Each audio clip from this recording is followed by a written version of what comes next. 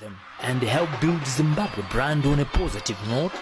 On the second report on citizens' perceptions. And for us, our interest has always been around how do we leverage technology to communicate policy, to communicate public issues.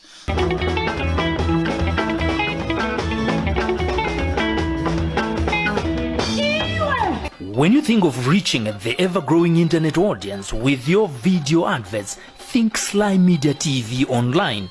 If you want to pre-package TV programs, documentaries, weddings and church services, think SlyMedia Productions, building bridges. Your TV on the go, anytime, anywhere, worldwide.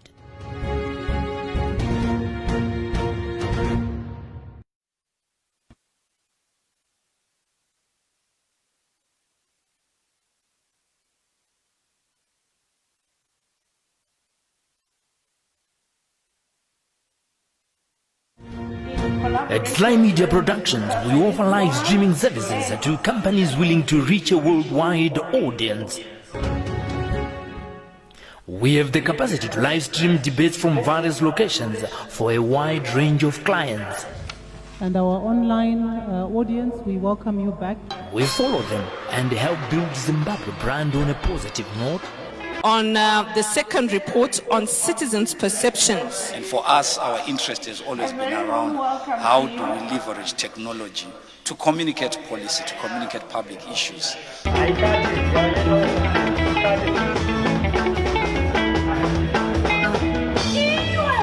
When you think... A very warm welcome to you, all our partners and stakeholders, and all of you citizens of Zimbabwe who are joining us for the research launch carried out by the Women's Academy for Leadership and Political Excellence in collaboration with our partners, Mutasa Youth Forum and Deaf Zimbabwe Trust. So we have embarked on a research that we want to launch today, and we're excited that you're joining us today. The research is entitled The Implications of Young Women and Women with Disabilities, Marginalization in Leadership and Decision Making. So before I get into the actual research launch, I'll hand over to Robert to introduce to you our panelists, and then I'll come back with our agenda. Thank you, Varaizo, and thank you, viewers. Please like our Facebook page and also share with your friends so that they will not miss some of the information that Batanai is going to share with you. And as she has said, it is the research launch. But before we get into the details of the research, let us welcome our panelists. Today we have Rumbidzai Nzarayebani, and she is the Executive Director of Women-Centered Development Trust. Rumbidzai, if you can hear me, can you please welcome the viewers and tell us where you are joining us from? Hello viewers, I'm very excited to be here and as well. And team, thank you so much for having me. I am joining you from Europe. I'm in Ireland currently. So excited to be part of something different. Thank you. How is Europe, and what did you have for breakfast today? Well, I just got some fruits and some eggs and a few things to eat, some snacks, you know, so throughout the day. But so far I can study it and, you know, so concentrated with the program right now. Thank you, Rumbidzai. We'll hear what the guys from Mutasa in Manicaland had for their breakfast, and then we compare the two after the launch by Batanai. And as well, I have Tendai Dombo Fema. She's from Deaf Rights Advocates. Tendai, thank you for joining us. Thank you very much for joining us, guys. Thank you. We'll continue. Let us go to Manicaland. Tatenda Rutandire, can you hear us?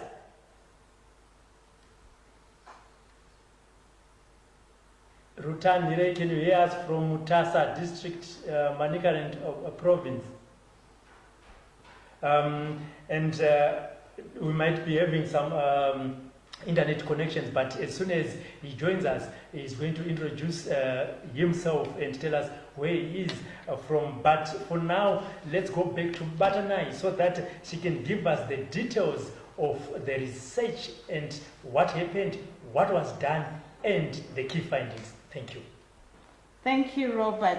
Before I get into the research, I will just share the agenda briefly so that our listeners and viewers can know what they ought to expect. So in terms of our agenda, I'm just going to give you a research background, the conceptual framework, the research methodology, the limitations that we encountered as we carried out the research, and we'll go to a plenary session which will then be joined by the introduced panelists, and then we'll go to the recommendations and we close.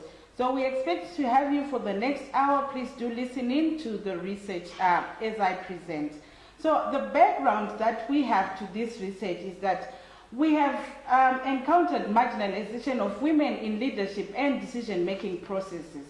More so for young women and women with disabilities, they face greater challenges. So it is against this background that this research was launched or instituted. So we have a multi-layered vulnerabilities of the women and young women with disabilities, which include gender, disability, and their age itself. So these challenges range from social, economic, political, and legal challenges.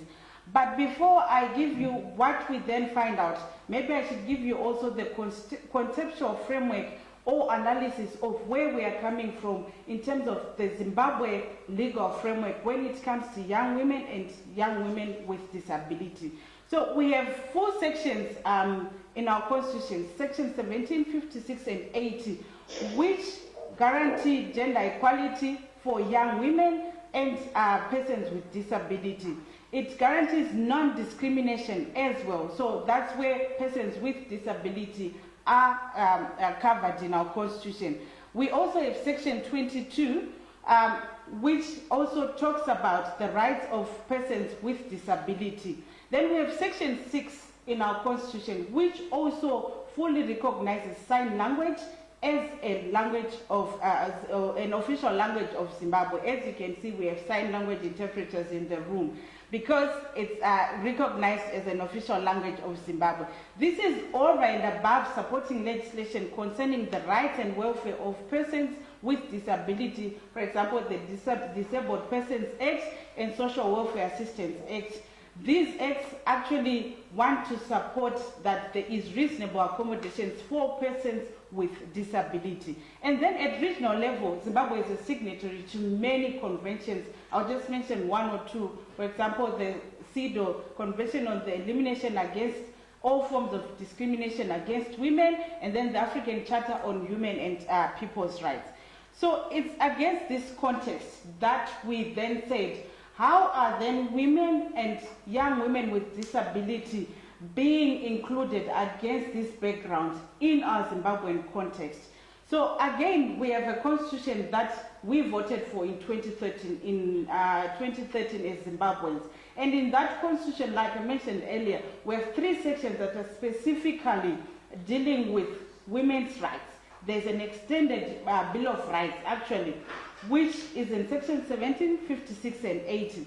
And in those sections, every woman has full and equal dignity of the person with men, and this includes equal opportunities in political, economic, and social activities.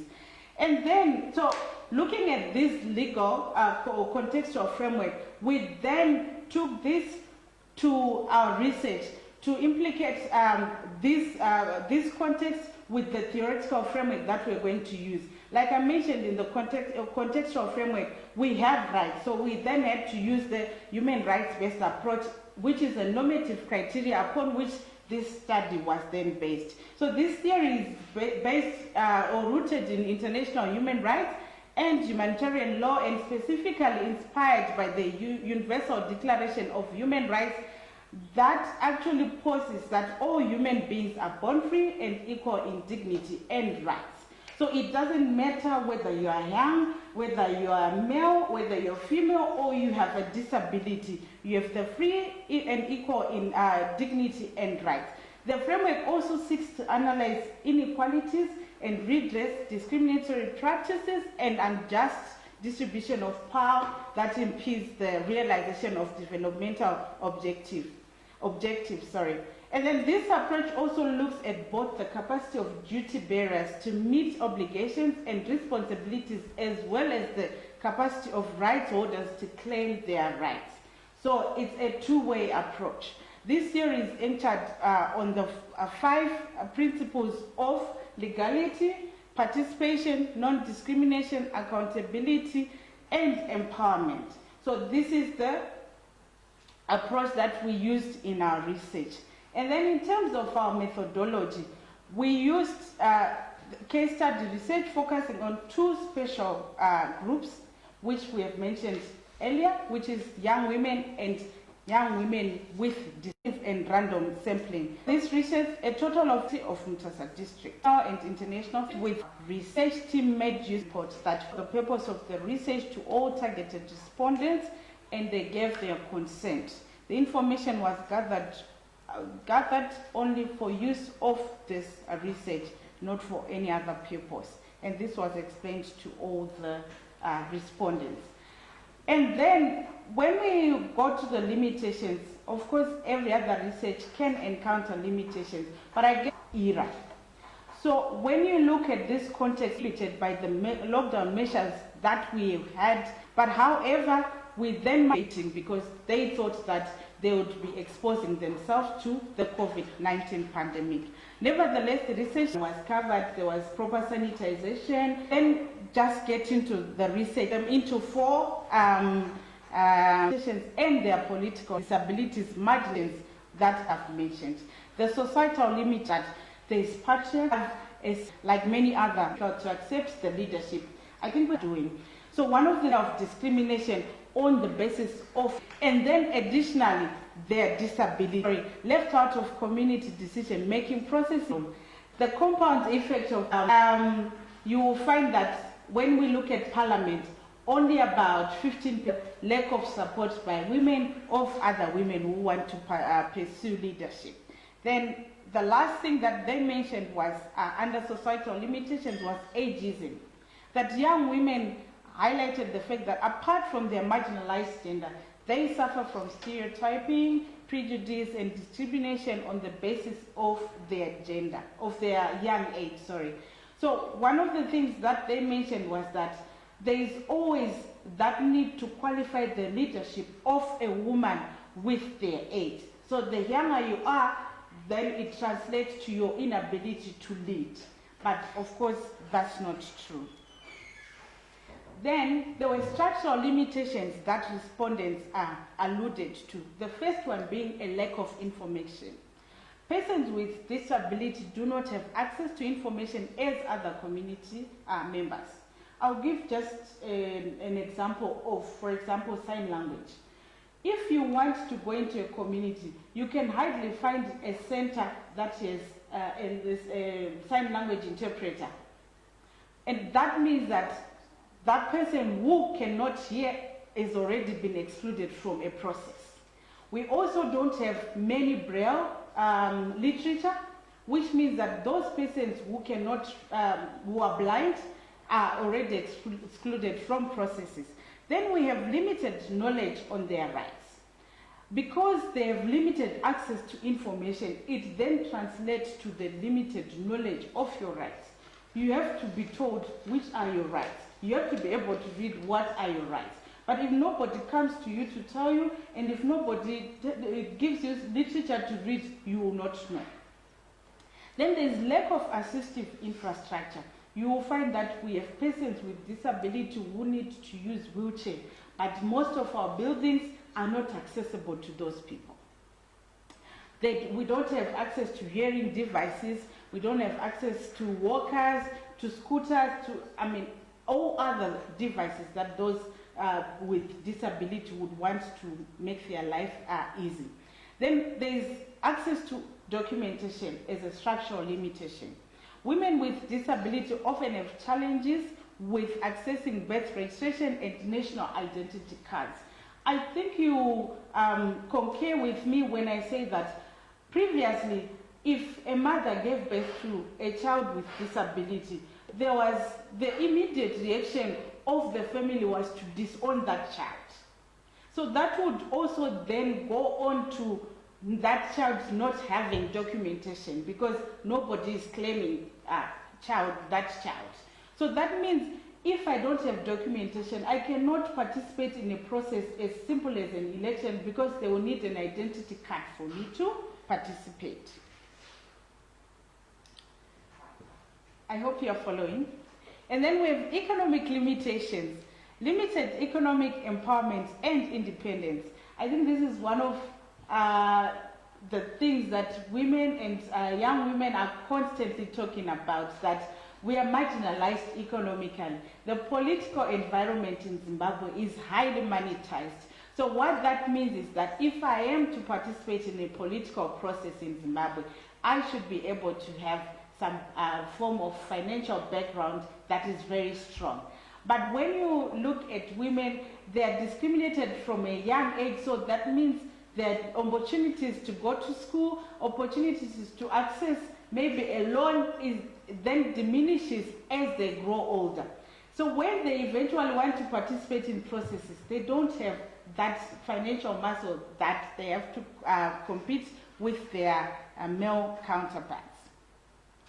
So in terms of economic limitations as well, you will find that when families are faced with hardships, the first thing that they will do is to say, let the girl child not go to school, let them marry, we can actually make some money. Eventually what that means is that that person will have lesser and lesser opportunities in life to make money by themselves. So if they don't have money, they cannot have money for other activities like participating in an electoral process or other things. If you have limited education, in fact, nobody will actually listen. Even if you are sitting at a decision-making table, you will be asked to take the notes, if you can take the notes, that is. Then the last of the structural limitations is the political limitations. There is lack of sound political party alternatives. One of the major things that the respondents alluded to was that most of the young women cannot identify themselves with certain political parties. They say that there have been many splits in opposition parties, that's resulting in most women shunning politics in the end. They indicated that there are many splinter opposition parties that's confusing them on which viable ones to join. Besides that, they also have other parties to join, but that it confuses them. Then women also as gatekeepers of influential positions. This was also one of the main responses that we got from the respondents. The respondents bemoaned the issue of gatekeepers, highlighting that older women in leadership are not giving up senior positions. They occupy the same top positions for decades, thus leaving no chance for upward mobility for young women leaders. I don't think I need to elaborate on that. And then there's limited information and skills. Young women who responded to the research highlighted that in some of the cases, young women did not have information on community processes, just such as WADCO and VIDCO meetings where important decisions on developmental programs were taken. This is not just peculiar to this research. From the work that we've been doing as well, Mtasa Youth Forum and Deaf Zimbabwe Trust, we can certainly say that every other individual, the next second person that you're going to encounter does not know where these processes take place. So there is basic need to just inform the people that when you want to participate in a process such as this, you go through stages 1, 2, 3, and 4, and you can be accredited. Further, young women also lack the necessary skills to engage with their male counterparts in community deliberative processes and leadership. Like I've mentioned earlier, men already have an upper hand, so they will know where to go if they want to be the chairman of the next FIDCO committee. They will know where to go if they want to be the next parliamentarian, which is something that women may not have. There is also limited knowledge of their rights. So the basic assumption by the ordinary woman is that the men should be in the leadership positions. They don't know that the Constitution actually guarantees that women should be in all those leadership positions. So the lack of appreciation of those rights also makes them take a back seat when it comes to participating in decision-making processes and leadership processes.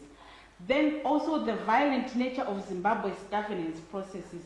I don't think I need to introduce this topic to you. You know that generally when it's election times in Zimbabwe, it's characterized by violence, but more so for women because they are considered to be weak.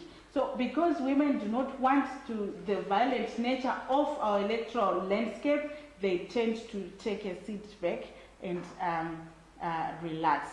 In fact,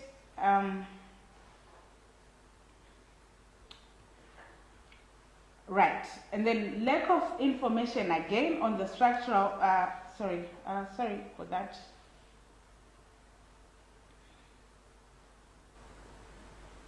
So that would be all for our implications. So I've mentioned 4 implications: structural, political, economic, and societal implications, which the respondents alluded to. I'll then go on to the next item on our agenda, which is the implications that these structural implications then mean for the rest of Zimbabwe. So what this means is that if we continue with these structural implications, if we continue with these environment where young women and women with persons with disability are continuously excluded, if we continue on this land path, what it means for Zimbabwe is that the first thing is that there will be underdevelopment for Zimbabwe. The World Bank estimates that US 160 trillion in wealth is lost globally due to earnings gap between men and women. So there's a gender gap between men and women. So that gender gap results in a global loss of 160 trillion US dollars, and that's a lot of money. And Zimbabwe is also part of the global arena. So that means we also lose a lot of money as a country if women and persons with disability do not participate in processes like this. For example, women constitute more than 52% of Zimbabwe's population. Hence, empowering women and fully leveraging on their skills and leadership in the various phases of life is essential in maximizing the country's competitiveness, economic growth, and meeting development goals. The basic thing that I can allude to this is that women also are, in as much as they don't participate in leadership and decision-making processes, they are also actually then patronizers of service. So what then that means is that they will not be able to give proper feedback on how to improve our service delivery, for example, as a country. So that means a loss of income for Zimbabwe. What it also means, it means further marginalization. We are working towards a world where men and women are equal. But if we maintain those structural limitations, it means that there is going to be actually further marginalization. In fact, a recent report said that at this rate that we are going with, it will take us another 100 years for us to reach gender equality. That means none of us will be alive to realize this goal that we are working towards. So young women and women with disabilities issues and priorities will be left out of the developmental agenda because they do not have champions who understand their lived realities.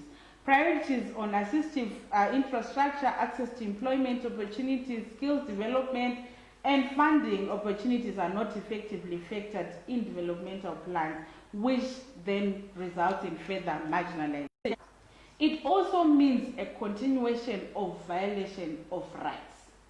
Failure to be at the table where decisions are made results in continued violation of young women's rights and rights of women with disability. These marginalized groups are prone to gender-based violence, gender abuse, and find it difficult to access justice and health systems. Women with disability and corrupt vulnerable groups was being diverted and failing men for vulnerable groups. That again goes to further marginalization. And young women with disability is the failure by society to concept we've been encountering is that young persons with young women and young persons, they don't have rights. It's as if that when it's actually their right. So when people do not have rights, young women do not have rights, persons with disability, or the analysis that we then got out of the information that we got. Women and men of socially valued goods, opportunities and resources, which gender disparities are reinforced. Disability and gender equality, duty bearers must account to rights. With the structural limitations, it means that we are back to us to explain why this is a double-yoked problem. This research reveals and their age or disability. So that means it's because of my gender. And then limited empowerment of rights and how they can claim these rights. Because we said earlier on there's a lack of legality of rights. Zimbabwe has a legal framework that supports the rights of women and women with disability. So I will not talk more on the legality of rights for women and persons with disability. So for now, I will hand over to Robert to invite our panelists, and then I'll come back with the closing remarks and recommendations. Thank you very much for listening. Thank you, Badanai, for the detailed presentation. You can agree with me, viewers and listeners, that from the background right up to the key findings, a lot needs to be done. And I can say the key findings are not pleasing at all. But of interest is one which she said, once one gets a position in pub, as they don't want to leave, and about it to hashtag Badanai must leave. Let's hear more from our panelists. But before we get into that, I would like to know from our technical team if Tatenda has managed to connect from Mutasa district in Manicaland province. Tatenda, can you hear me? Tatenda? I can hear you. I can hear you. I'm very much okay. Thank you, Tatenda, for joining us. Hello. Yes, I can hear you, Tatenda. But before I come to you again, this is the research that Badanai has been giving us. It's well detailed, and I hope it will be shared among those that are able to get it and partners as well. But let me come to you, Rumbidzai. Rumbidzai, can you hear me? I want to know from your position, why is leadership and decision-making an issue of interest of young women? Thank you so much. So I think most of the things that we said by Badanai, I think the presentation was so detailed. She just did most of my work. But well, I'll just deliberate on your question. Like I think it's very important for young women and disabled young women, or even disabled women of all ages, to be a part of decision making in Zimbabwe, because firstly it is their right. I mean, it is not even part of the question. One cannot support to be able to know issues faced by young women when they are older. Or a man cannot support to know issues faced by women. The same goes for an undisabled person to purport to know the issues and challenges of a disabled person. So really, it is their right to be part of the decision-making process. We have a place on the table that we must sit on. Thank you, Rubidzai. Tatenda, how do you define leadership in the Zimbabwean context, if you can hear me in Mutasa? Yeah, I can hear you. It is the act of Can you hear me? Yes, you can go ahead.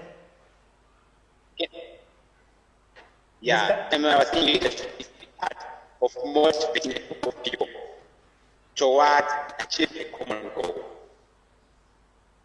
The true leadership is working in a team to reach more people. So make it decision-making process of making choices like I define a decision through communication and assessing alternative resolution. Okay, thank you, Tatenda. Yeah. You can agree with me that the internet connection in Mutasa district is not that well. It does not need any research for service providers to sit down and say, let's go and find out. But from the connectivity, it is bad. Rumbidzai, what factors contribute to non-participation in leadership and decision making? Well, Ronald, there are a lot of factors that are like impeding the participation of young women and that of disabled young women. For example, there are social issues, social challenges. Now this entails the use of myths, like young women actually know nothing because they're young. Women cannot lead. Women are secondary citizens to men. And the issue of patriarchy, the issue of sexism, the issue of female gatekeepers. Like, it's actually difficult for a young woman to get into any leadership position because before she even tries, there are women who are going to like pull her down, and then men are going to be stereotyping her. You know, so it becomes a very big challenge for young women to be in these decision-making platforms. But the sad thing really is the political violent culture we now find in most parties in Zimbabwe. I was thinking that actually this is where the problem comes from. In our political parties, in low levels of decision making, you actually find men and women fighting for these positions, and you find men pulling down women, you find other women pulling down other young women. So it becomes something that young women now shun. Like being in a decision-making position, people will be like, no, you'll be stereotyped. And for sure, you'll be given names, very violent, harsh words towards women who want to try to get into power. And it's very sad. Let's look at the case and issue of like Grace Mugabe and the young ladies like the Joanna Mamombes. We'll look at the Netai Maroas, we'll look at the Namatai Kweza, we'll look at Stabile Deo. You know, these are powerful young women who have tried to get into power, but in the Kupe issue, you know, so whether they are right or not, but the way people react to them because they are in decision-making positions or they want to be in a decision-making position, you know, is like a drawback to other women who see what is going on and they also decide, no, I'm not going to be part of this whole thing. Thank you, Rubidzai. Let's hear from the deaf rights advocate, Tendai. Tendai, maybe my first question to you would be, what are some of the legal provisions on the rights of persons with disability?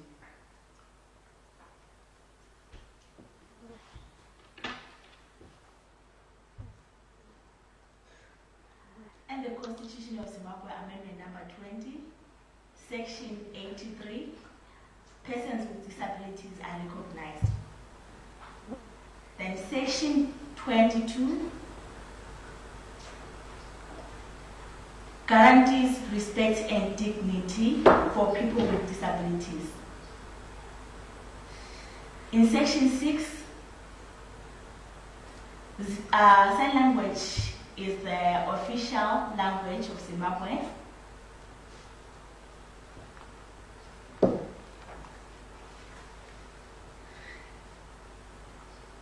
Zimbabwe is also a part of UNCRPD.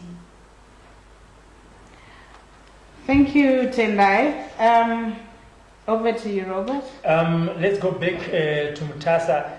Tatenda, information says government has proposed a quota system, a youth quota actually for parliamentarians. What is your view on that? Yeah, my view on this is that the government has made a very essential decision of including youth to take the parliamentary seat. Because calling in of youth in the parliamentaries makes their voices be heard more quickly than as it would be as our voices. If we had leaders who are, how can I say, who are more active, their voices are more, they are more, one commits upon than one. Then two, cinema issues akawanda anoinclude youth. Zekuti zimwe zvacho kuudza telling elderly people they cannot understand it, but it needs someone who are still young age of young generation who can understand the difficulties of outputs by the youth generation. Also, on my view, I think these that way resided for youth, I think they are not enough. They are too few. I think they should be given more seats compared to those adults. Okay, whilst you are still there, I can see we have a better internet connectivity at the moment. I think maybe, but I was supposed to ask you this question, but I have to read myself because it involves us as men. It says we do not support women's participation in leadership and decision making. What is your view on that? Yeah, you see, our culture is when men are believed they are believed that they are the ones who make crucial decisions. So inclusion women more leadership. I think, Tatenda, I have to cut you a bit. We have bad internet connection from TASA. Let's see if we can do something about it. But for now, while I have a glass of water, let me hand you over back to Batanai and Tendai. Thank you, Robert. Maybe I ask Rumbi. Rumbi, are you there? Yes, hello. So one of the research findings has been that ageism, patriarchy, and sexism are some of the factors that are inhibiting the participation of women and persons with disability in leadership and decision-making processes. What's your take on that? Well, it is very true that the issue of ageism is a big challenge affecting youth. That is the inclusion of young men in the whole matrix. So there is a big challenge for us, like women leaders, to tackle this whole thing and this whole issue. To make we also have a feminist building, a project on feminist building. This enables us to tackle the social challenges, which involve the myths, which involve the cultural norms, which of course are wrong, but people believe in them. In themselves. It also helps us to tackle such issues which hinder women from getting into political spaces. Challenges that women face can be lessened so that they are able to be ready to stand for lead, for their next campaign, because they have somewhere to start from than to wait on. So yes, it is very true that patriarchy is a challenge. Zimbabwe is a there are doors which you think are open to you. Actually, those open to small extent, businesses and all, for the buildings to not even support a disabled person to go and reach such. From your last shot, I'll take it back to Tendai and ask.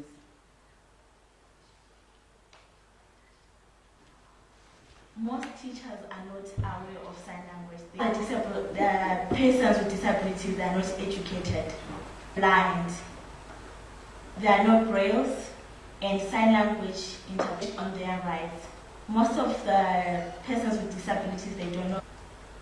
Lack of assistive devices.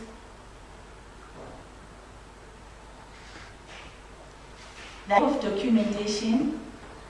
Most of the disabled people, they don't have IDs.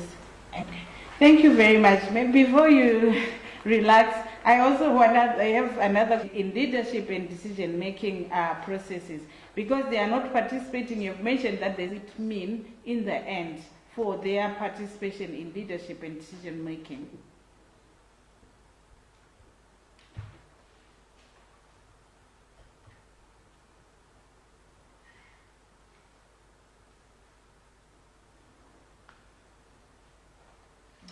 Women with disabilities are left behind in issues of development.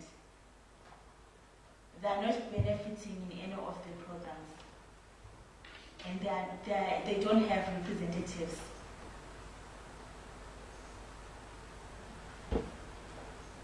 Thank you very much for that detailed explanation on the implications. And then I go back to Rumbi. Rumbi, are you there? Yes, hello. All right.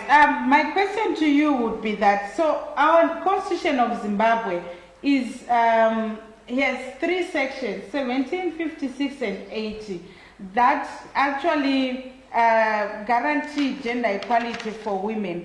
How best do you think we can achieve this reality, or how best can we fully implement this provision so that in the least possible time we can achieve gender equality between men and women? Thank you, Bati. So I really think this whole thing should be tackled straight from the political parties. And even though we are going to take it to the parliament, like the quota approach, I really think like this whole thing must start up with the political parties. If they are serious about women's inclusion in decision making, why is it that they are not like giving women a chance in their political parties? Why is it that it becomes so much of a big thing in political parties to pull women down? You know, for example, this issue, there is a whole lot of drama in politics when a woman is involved, or when a woman is about to get into a very influential decision-making position.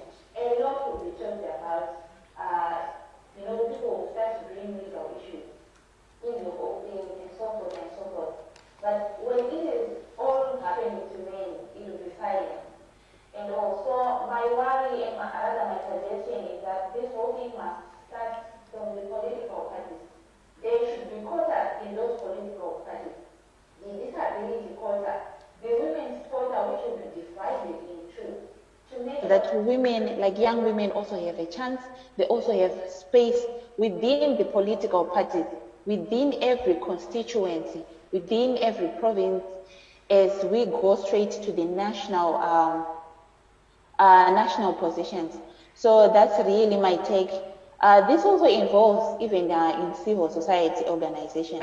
The beauty of it is that in civil society organization, we see more women like getting into spaces. But the real need should be in political parties before we even go to the parliament.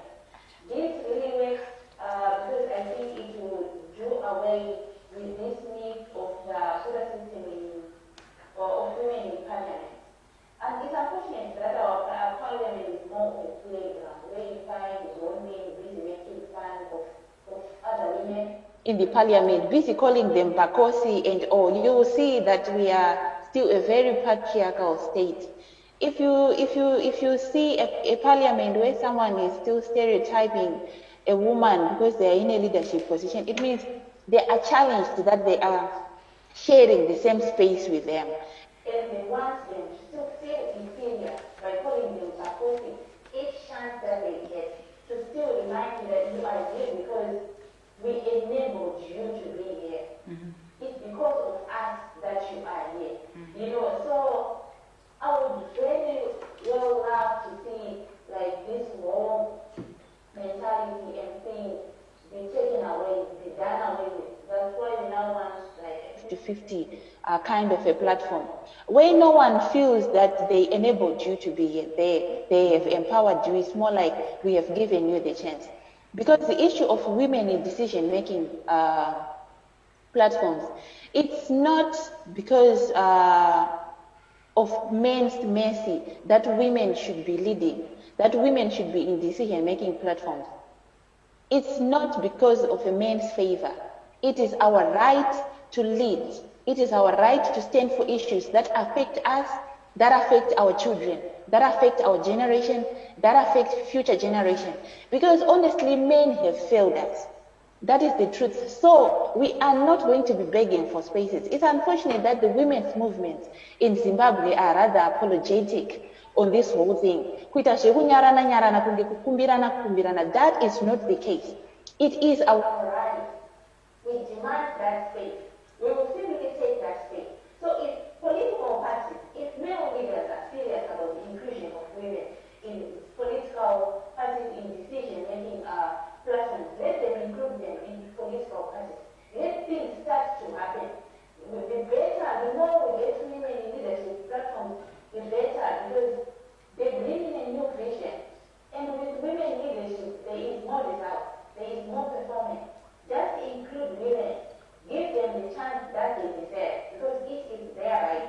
Not all this drama that people begin to do when women are involved in decision making. It's petty. It's petty. It's a shame. Thank you. Thank you, Rumbi.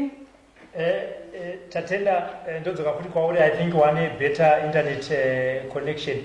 Rumbidzai says men has failed them.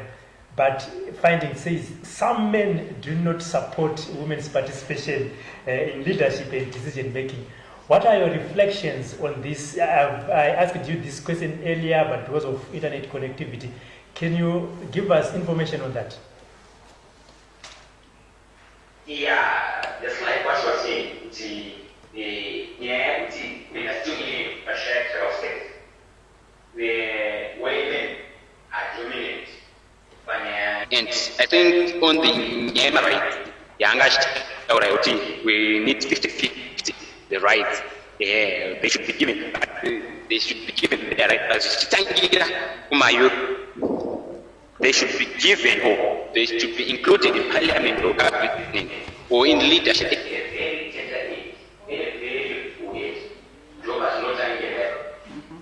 True.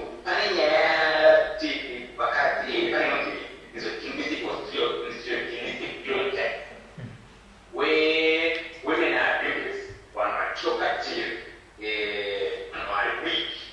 Those are some of the challenges faced by women. And we talk to you what's happening in leadership. Then there's other issue here of the level of education. You could find it, actually, younger shower, you could see the no counterpart is considered more important than the female. You could find to or the female, they could end up from the school just because there was no adequate fund, but the family prioritized the boy child. So, those counterparts are not saying about it. Men, they don't. I always about the power in the power. I'm not.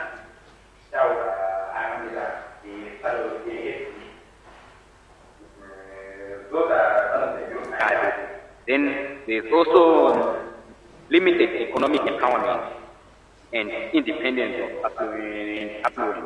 The good thing, I want to mirror that because they are shy. True, one or two are fancy to mirror one of information you would empower. So, those are the challenges. I want to face no account. Then there's also nyaye puye down. You would see what you are for child. You want to sang out before men are included. Warume one of the pure influence from the women just because wakati ndio wano kutangana. So I think wakati what is that child? Think given the chance, they can be given the opportunity to be part of it. Thank you, Tendai. Remember, we are streaming live and we are on the research of the implications of young women and women with disabilities, marginalization in leadership and decision-making process, a case of Mutasa district in Manicaland province. Research report 2020. You can also send your views and comments on the platform and we can read them out. And if you have anything that you want to be shared, please share with us. And for now, before we go to recommendations, let's hear Batanai and Tendai on their last questions. All right. Tendai, I come back to you. So my last question to you would be, given what we have discussed, so what needs to be done in order to ensure the participation of women with disabilities in leadership and decision-making processes?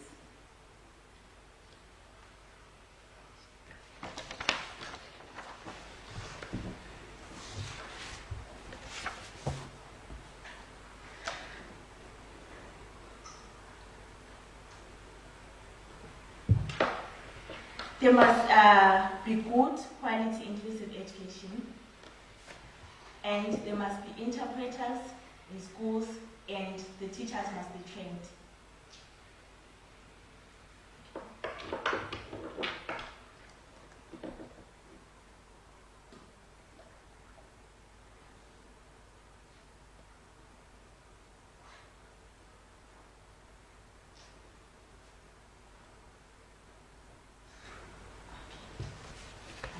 The government must provide assistive devices for persons with disabilities, good rails, the ramps,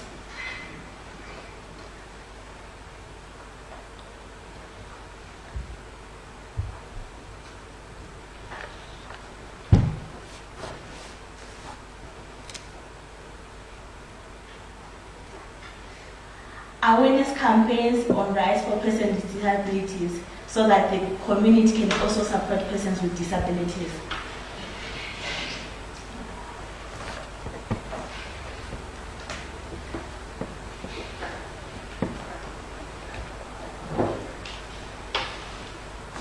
So the support with persons with disabilities must obtain documentations for them to do the elections. Okay. Thank you very much, Tendai. Ruby, you mentioned when you were talking that men have failed us. I wanted to take you on that point. So what are you as an organization doing, or what are you as the women's movement doing? Because we cannot always be crying that men have failed us. What are you doing in your capacity to ensure that we reach to a point where gender... I was generally saying that male leadership without... What I am basically doing right now is that some things are still in the pipe where women capacitation building will be taking place. Like of women, the confidential part of it, that is how the feminist part built when growing up, that you are not enough as a woman, that nothing can be done or taken seriously because time that we need to believe ourselves. I don't really blame women who that are remarkable. They were never a misfit, as a culprit in the society rather. So believe that you can do that. We are not talking about women leadership. That's why district horror, a lot of support. Why is it so hard to implement some of the things? Equal opportunities with men. So if I happen to face a challenge, if I happen to be discriminated, I've not heard of more cases where a woman is reported that they have been discriminated in a political party, or they have been discriminated on a bank loan or on an opportunity. These are things that we just say in the background without actually challenging them. Why don't we just take it along? Thank you, Rumbi. Actually, I want to agree with you in everything that you say. I'm always saying that the leadership of a woman in the Zimbabwean context is always presented in such an unattractive manner that it's almost very difficult to vote for a woman who stands for public office. So I guess that's one of the things that we still have to deal with. like we found out in the research, we still have those structural limitations. And as long as they exist, then it's almost always going to be difficult for a woman to stand and effectively get a public office position. So maybe as we go forward, I'll just then move on to the research way forward and recommendations as found out in our research. So whilst we acknowledge, or whilst the respondents in our research acknowledge that Zimbabwe has a very progressive constitution in terms of that it guarantees us equality with men in all spheres of life, we also found out that they still believe that these two special groups of persons, which are young women and persons with disability, are still being marginalized on the basis of their gender and age. So it is therefore imperative for policymakers to take the following measures, which I'm just going to run down, which is part of our research recommendations, so that we at least neutralize some of these institutional or maybe structural limitations that then affect the participation of women in leadership and decision-making processes. The first thing is that our government needs to have an intersectional approach and human rights-based approach that mainstreams disability and gender in all areas and ensure the respect for rights of all young women and women with disabilities, which must be applied in all developmental programs in all sectors of life. Government also must collect disaggregated data on young women and women with disabilities to allow it to develop necessary policies and measures and measure progress in the end. I think you will understand that women are not a homogeneous group, or persons with disability are also not a homogeneous group. So what that means is that when we collect data for whatever use, that data has to be disaggregated, because policymakers need to know how many people are in Mutasa districts who are living with a certain disability and what kind of accommodation they would require. So that should be standard procedure for government when they collect information or when they do whatever program they do. The collection of gender disaggregated data must be a standard procedure. And then also women with disabilities and young women must have free access to good quality, inclusive education, and must have opportunities to develop their skills and talents to the best of their abilities on an equal basis with all. I think Tendai mentioned this a lot of times, that there is no quality education for persons with disability. We don't have so many translations in sign language or in Braille for persons with disability. So that means even if they wanted to pursue their education further, they may not be able to do that because of those limitations. Then there must be robust awareness raising campaigns to raise awareness on rights of young women and women with disabilities, to fight prevailing stereotypes which must be conducted. These campaigns must also make use of new media, including social media. I think you will agree that we have a fairly young constitution. It's only 7 years old. So it's understandable that people do not know what it actually entails. But then what that means is that as government, they have a duty to make sure each and every other citizen understand what the new constitution says about the rights of persons with disability and or young women. Instead of extending, that's another recommendation, instead of extending the women's parliamentary quota system, government must fully implement the Constitution of Zimbabwe on gender equality and put measures in place that ensure 50-50 representation in all private and public leadership positions. In doing so, government must ensure the composition of the 50% for women is reflective of the proportion of young women and women with disability. I think if you are listening very well to what Rumbi was saying, was that yes, we do have a quota system, but it doesn't work to the best of what we want it to work. So what we are proposing with this recommendation is that why don't we just fully implement sections of the Constitution which actually talk about 50-50?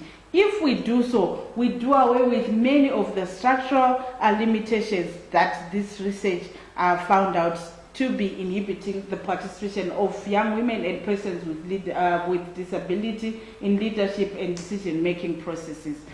Also, government needs to increase persons with disabilities access to information through translating information in Braille and using sign language.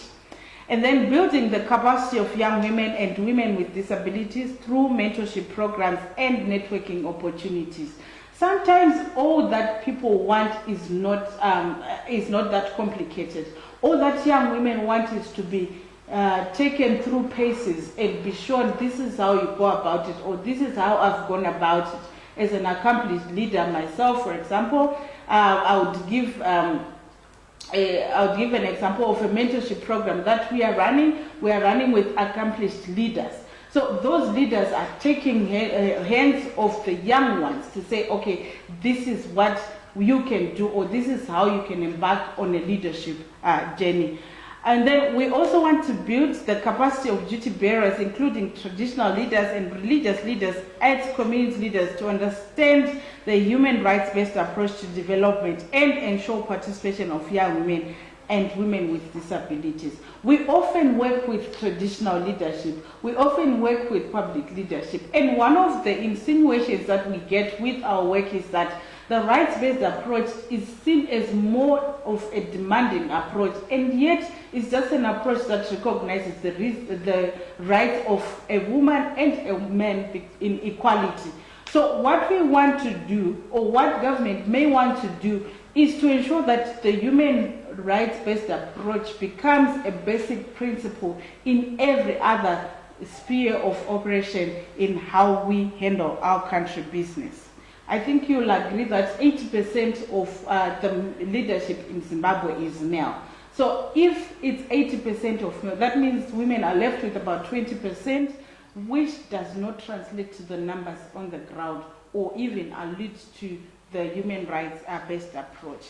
Then there should also be provision of the necessary encouragement and support for young women and women with disabilities to participate in leadership and decision-making processes, including provision of financial support to make these vulnerable groups self-reliant. This does not need any explanation. I mentioned earlier that our electoral process in Zimbabwe, or the environment, is highly monetized, so you need to have some form of financial backing to be able to participate in these processes. Government must support organizations that represent and advocate for the rights and interests and needs of young women and women with disabilities through creation of a conducive environment for their operation. I will continue saying that persons with disability need reasonable accommodation. And by reasonable accommodation, what we mean is that they need rails, they need accessible buildings, assistive devices, they need Braille books, they need sign language, every other thing that they need. That's what we mean by reasonable accommodation. And then there should be support for young women and women with disabilities to obtain official documents such as birth certificates and national IDs through an ongoing mobile registration program. It doesn't have to wait until somebody wants to use a birth certificate or their national ID for them to then go back to a centralized point where they access those. This can be done in a mobile manner. You announce that tomorrow we are in Mutasa. Everyone who wants to obtain a national birth certificate or a national ID can come and access it. It also helps government in planning, because these undocumented individuals in the end are not included in the planning process by policymakers. So that's when you find that you bring in an intervention, you've budgeted for 50 people and 250 people turn up. It's because some people are not documented. The government must ensure the implementation of laws and policies that advance the rights of young women and women living with disabilities in letter and in spirit. This means it doesn't have to be in rhetoric. Legal restrictions based on gender and disability must be removed. Government must provide assistive infrastructure such as mobility aids, hearing devices, cognitive aids, physical modifications in the built environments, including ramps, grab bars, and wider doorways to allow access to buildings and special toilets limits. Government must also create a conducive political environment and peaceful governance culture in order to promote the participation of young women and women with disabilities in decision-making processes and leadership. They can do this by incentivizing political parties who adhere to some form of gender equality, maybe incentivized in the Political Parties Finances Act. That's one of our recommendations. And then government must take firm measures against corruption, especially in state institutions. The Anti-Corruption Commission must be independent to discharge its constitutional duties and bring all perpetrators to book. What corruption does in the end is that resources that are meant, for example, for the reasonable accommodation for persons with disabilities may be misappropriated. That's when you find that you don't have an extra dollar to put a rail for a person who wants to be using a wheelchair. So what we want is that government can fully account for all resources, and then we can fully include persons with disability and young women. Government must also treaties, and this should be cascaded to community level. This includes capacitating the recommendations that came out of our research on the implications of young persons and young, that earlier on Robert showed you, of our research forum, Deaf Zimbabwe Trust. It is a fully fledged research that, or a document of reference in policy making in Zimbabwe. What is left now is for me to thank our panel, the executive producer of this program, Stabile Tewa and Varaizo, and also me and Batanai, to say, when she rises, we all rise. Thank you. Well, you know, we have male champions in our first becoming a gender champion. All that in collaboration with Mutasa Youth Forum and Deaf Zimbabwe Trust. It was a pleasure having you. Bye. Thank you. Bye. Reaching the ever-growing weddings and church services. Think SlyMedia Productions. Build